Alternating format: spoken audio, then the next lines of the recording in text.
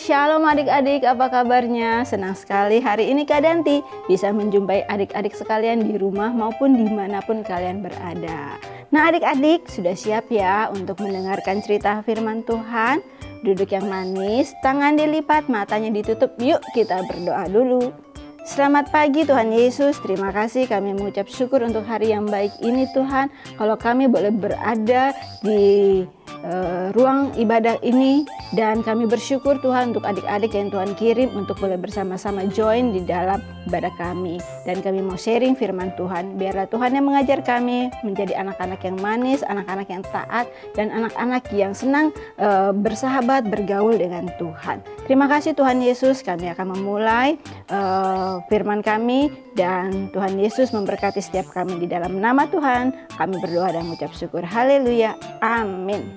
Nah adik-adik, hari ini Kak Danti ditemani oleh teman-teman Kak Danti loh di studio. Ada Kak Yati, ada Kak Ria, juga ada teman-teman lain di luar sana yang sedang menemani Kak Danti di sini. Senang sekali ya rasanya punya teman. Nah adik-adik pasti kalian juga ya punya teman di rumah, di tetangga kalian mungkin, teman bermain, mungkin teman di sekolah, teman kalau hari Minggu ke gereja, teman sekolah Minggu mungkin ya adik-adik. Nah teman-teman kita itu adik-adik ada loh teman-teman yang bisa mempengaruhi kita, pengaruh baik juga bisa pengaruh negatif ya. Karena ada istilah adik-adik, kamu adalah siapa teman kamu ya. Artinya apa tuh adik-adik, kamu adalah siapa teman kamu. Iya, jadi teman-teman kita itu mereka bisa memberikan pengaruh ya, dan pengaruhnya itu ada yang tadi Kak Danti udah sebutkan, pengaruh baik atau tidak baik, pengaruh positif atau tidak, atau negatif ya adik-adik ya. Kalian pernah dengar nggak nih adik-adik kalau ada di luar sana tuh ada yang namanya geng motor, ada yang namanya geng sepeda, ada yang namanya kalau anak-anak nih mungkin geng main lato-lato, atau ada yang geng atau teman-teman yang suka sama-sama main games dan sebagainya. Mereka semua bisa saja memberikan kita pengaruh. Pengaruhnya itu ada yang membuat kita menjadi anak yang baik, anak yang benar, atau menjadi anak yang salah atau anak yang tidak benar ya adik-adik ya. Jadi Tuhan hari ini Tuhan mau mengajarkan kita adik-adik untuk kita menjadi bergaul atau berteman dengan orang-orang yang tepat ya. Nah seperti apa sih Tuhan maunya kita bergaul? Yuk kita baca ayatnya ya di dalam firman Tuhan di dalam Kejadian 6 ayat 9. Sudah siap ya Alkitabnya adik-adik? Kak Danti akan bacakan buat kalian ya. Di dalam Kejadian 6 ayat 9. Nuh adalah seorang yang benar dan tidak bercela di antara orang-orang sezamannya, dan Nuh itu hidup bergaul dengan Allah. Oh itu ya adik-adik, Tuhan maunya kita bergaul dengan Allah, bergaul dengan Tuhan ya. Dan kenapa? Karena kalau kita bergaul sama Tuhan, bersahabat, berteman sama Tuhan, segala keluh kesah kita, kalau kita sedih, kalau kita lagi kesel, kita lagi marah, datangnya sama Tuhan, curhatnya sama Tuhan ya adik-adik. Kenapa?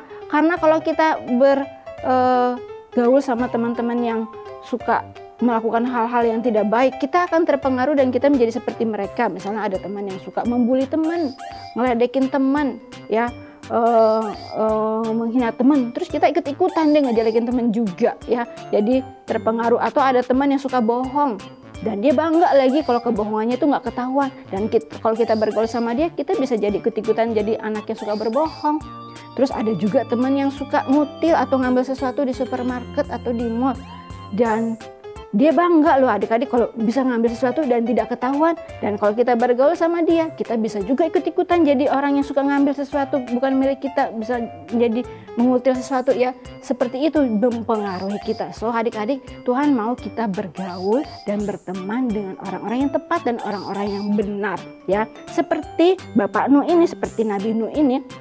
Nah adik-adik tahu ya cerita tentang Nuh ini ya. Ini nih gambar tentang Bapak Nuh seperti ini ya kalau kalian lihat ya. Dia adalah seorang yang benar, seorang yang hidupnya dekat banget sama Tuhan ya. Kalau lagi sedih, lagi kesel, lagi marah, lagi sakit, lagi punya persoalan, selalu datangnya kepada Tuhan, curhatnya sama Tuhan ya.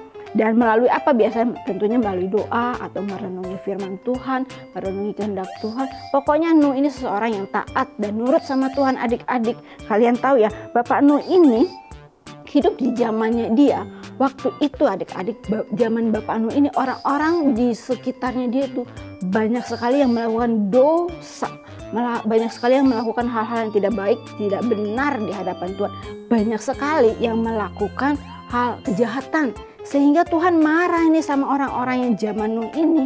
Dan Tuhan mau membinasakan mereka. Tuhan mau menghabiskan semua orang-orang di zaman Nuh. Tapi Nuh kan hidup di zaman itu juga ya, ada bersama-sama dengan orang-orang itu. Kalau Tuhan membinasakan semua orang, jangan-jangan Nuh juga ikut binasa. Nah, tapi ternyata tidak adik-adik. Tuhan justru mau menyelamatkan Nuh. Tuhan menyuruh Nuh untuk membuat bahtera yang besar sekali ya. Bahtera yang besar yang pokoknya paling gede di zaman itu ya. Nah, waktu Tuhan menyuruh Nuh untuk membuat bahtera itu kan Nuh nggak melawan ya. Dia nggak bilang sama Tuhan, aku kan bukan insinyur Tuhan, aku kan bukan tukang kontraktor, aku kan bukan tukang kayu, mana bisa aku membuat bahtera sebesar itu. Tapi adik-adik, Nuh tetap taat, bahkan Nuh tetap nurut ya, diperintahkan apapun Nuh tidak pernah melawan dan dia tetap setia di hadapan Tuhan. Bahkan adik-adik, waktu Nuh membangun bahtera itu, teman-temannya mentertawakan loh, orang-orang di sekitarnya mentertawakan Nuh. Nuh aneh, masa membangun bahtera di atas gunung, masa bikinnya lagi di musim kemarau begini ya, nggak ada angin, nggak ada apa, tiba-tiba dia membuat bahtera. Nuh aneh ya. Teman-temannya mentertawakan Nuh. Bahkan meskipun begitu adik-adik, Nuh tetap taat dan setia sama Tuhan. Dia membangun bahtera itu ya adik-adik. Nah, setelah akhirnya selesai adik-adik bahteranya, dan akhirnya Tuhan menyuruh Nuh untuk membawa masuk istri, ketiga anaknya, dan para menantunya adik-adik. Dan bukan itu saja, Tuhan juga menyuruh Bapak Nuh untuk membawa masuk hewan-hewan ke dalamnya sepasang-sepasang. Ada kuda sepasang, jantan dan betina, ada keledai, ada onta, ada jerapah, ada gajah, pokoknya betina dan jantan sepasang-sepasang masuk semua ke dalam bahtera itu ya adik-adik. Nah, setelah semuanya masuk, Tuhan mendatangkan hujan yang besar sekali. Hujan yang besar, dan akhirnya hujan yang besar itu selama 40 hari 40 malam adik-adik. Wah, bayangin adik-adik, coba nih Jakarta diguyur hujan semalam, 2 malam aja, kebayang gak ya adik-adik? Jadinya banjir di mana-mana. Ini 40 hari 40 malam loh adik-adik. Dan akhirnya benar membanjiri bumi dan semua tertutup oleh air, termasuk gunung yang tinggi ketutup. Otomatis kalau gunung aja sudah kelelep ya, udah kerendam, sudah tenggelam, berarti orang-orang yang ada zaman itu juga tenggelam semua ya adik-adik. Tidak ada yang hidup lagi, tidak ada yang selamat. Yang selamat hanya Nuh dan keluarganya di dalam bahtera ya. Nah adik-adik, setelah hujan 40 hari 40 malam dan akhirnya hujan berhenti, dan Nuh menunggu sampai airnya surut, dan akhirnya air kembali surut dan Nuh menemukan daratan, dan akhirnya Nuh bisa selamat beserta istri dan anak-anak dan menantunya. Satu keluarga diselamatkan Tuhan gara-gara dia hidupnya bergaul sama Tuhan, gara-gara dia taat sama Tuhan, gara-gara dia setia sama Tuhan, gara-gara dia tidak salah memilih teman, gara-gara dia tidak salah bergaul ya adik-adik ya.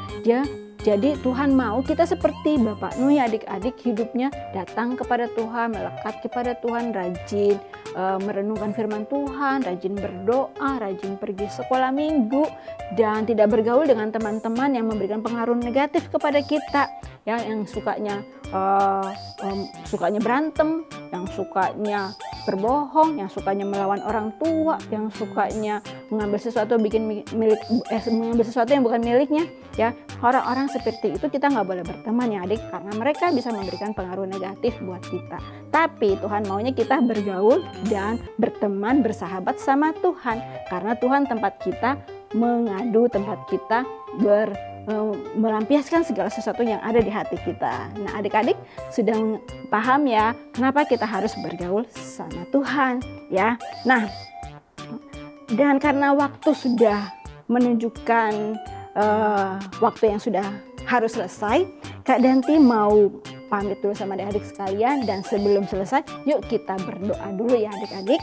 Terima kasih Tuhan Yesus, kami mengucap syukur hari ini Tuhan sudah mengajarkan kami untuk boleh tetap taat setia kepada Tuhan dan bergaul dan bersahabat dan bertemannya sama Tuhan saja, supaya kami boleh senantiasa melekat di hati Tuhan dan menyenangkan hati Tuhan. Terima kasih Bapa dalam surga, kami mau menyelesaikan ibadah dan pertemuan kami hari ini. Biar Tuhan menyertai setiap kami dan juga adik-adik yang ada di rumah maupun dimanapun mereka berada. Di dalam nama Tuhan Yesus kami berdoa dan mengucap syukur. Haleluya. Amin. Sampai ketemu lagi adik-adik di minggu yang akan datang. Tuhan Yesus memberkati. Bye-bye.